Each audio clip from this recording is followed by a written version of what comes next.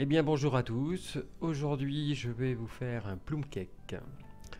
Alors commencez par peser les ingrédients pour faire une pâte d'amande crue.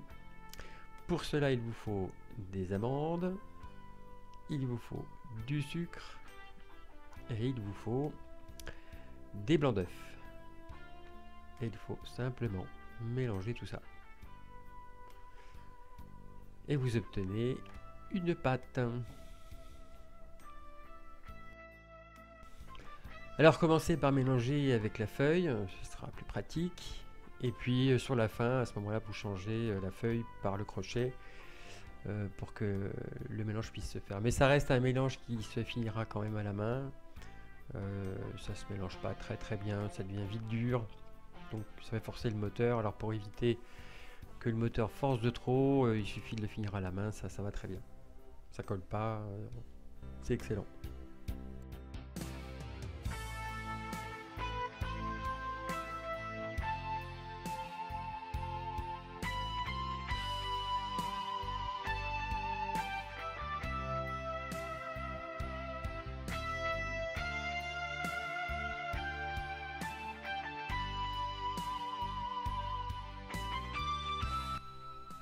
Donc voilà la pâte d'amande crue, finie, 50% d'amande, puisque on a moitié sucre et moitié amande.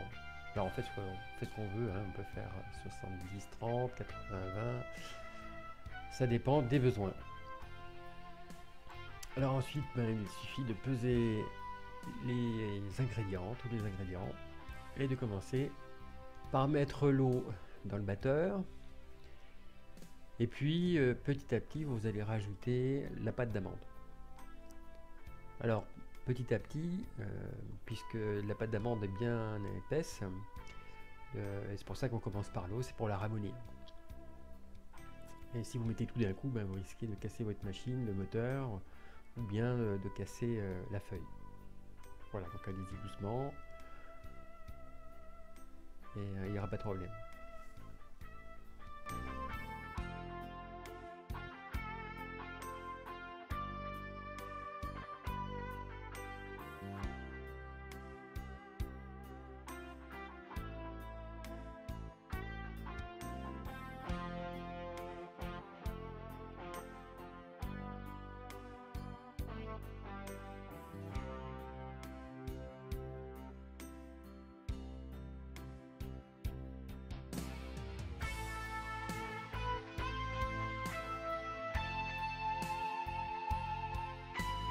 Alors pendant ce temps, si votre beurre n'est pas à température ambiante, sortez-le du frigo, mettez-le dans le micro-ondes.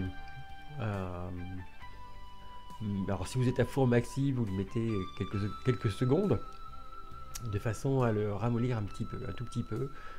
Consistance crème un peu, hein, donc c'est légèrement fondu au fond et un petit peu dur dessus pour arriver à cette consistance. On ne met pas un beurre froid, ça va être encore très dur à mélanger, et on ne le met pas non plus liquide. On a besoin des matières plastiques du beurre.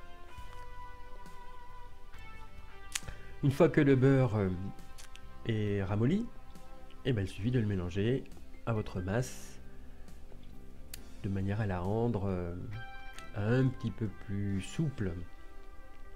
L'idée c'est de partir des solides au liquide et puis d'y aller petit à petit.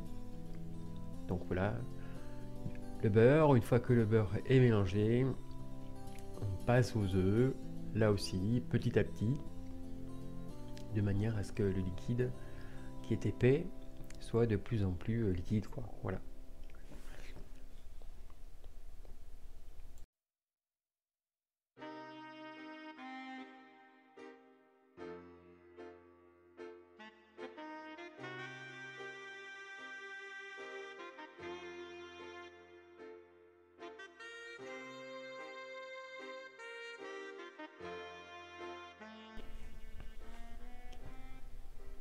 Alors à ce stade, le mélange se fait, mais se fait pas complètement, puisque il se trouve que les corps gras dans les liquides, ça se mélange pas bien. Et donc ce qui va permettre de lier tout ça, c'est la farine. Alors verser la poudre à lever dans la farine, il faut toujours mélanger la poudre à lever dans la farine. Et puis je vais mettre aussi le citron, le zeste de citron, les 2 zestes de citron, pardon. Alors c'est pas une obligation absolue, hein. J'en ai profité en fait simplement parce que ça m'évite d'en rajouter plus tard, mais il n'y a, y a, y a aucune obligation par contre de faire ce que je fais là. C'est juste pour gagner du temps.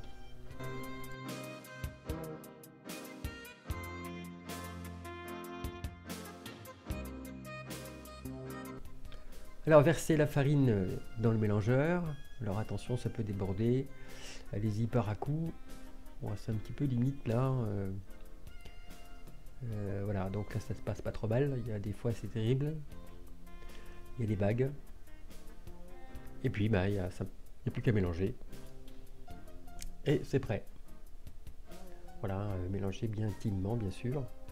De façon à ce qu'il n'y ait pas de grains nulle part. Que ce soit un appareil qui soit bien lisse.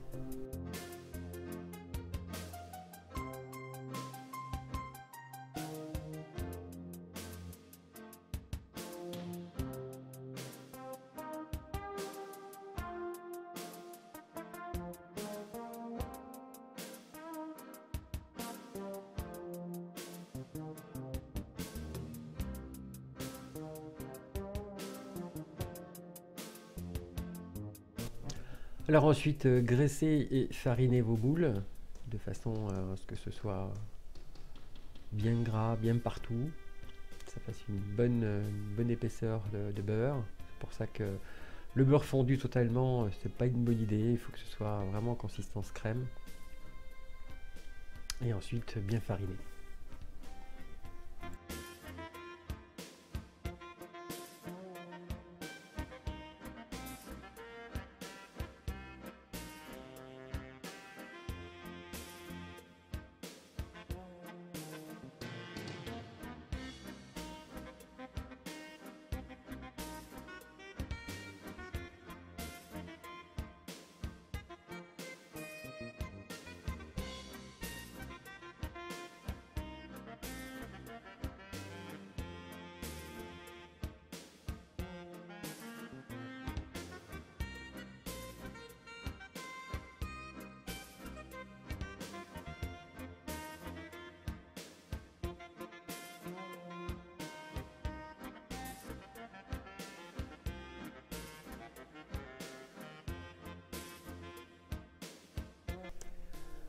Alors avec une poche et une douille, vous remplissez votre moule, 2 tiers, 3 quarts. Alors je l'ai déjà dit dans d'autres vidéos, je le fais avec une poche et une douille de façon à ce que ce soit plus net. Vous n'êtes pas obligé évidemment de faire comme ça, vous pouvez mettre directement dedans et puis étaler un petit peu avec votre corne ou une spatule.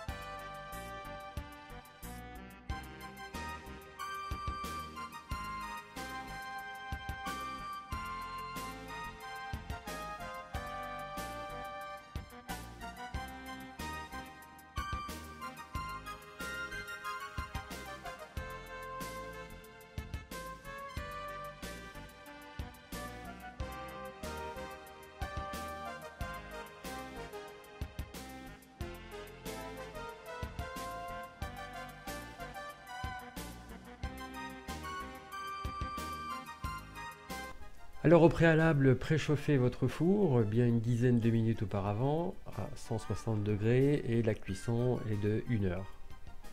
1 heure, alors ça dépend les fours évidemment, ça reste une règle de base. Si vous avez des fours ventilés, évidemment c'est mieux. Si vous avez des fours à gaz, faites attention de ne pas mettre des fours violents, ça se cuit avec des fours doux, donc 160 degrés c'est doux, très doux.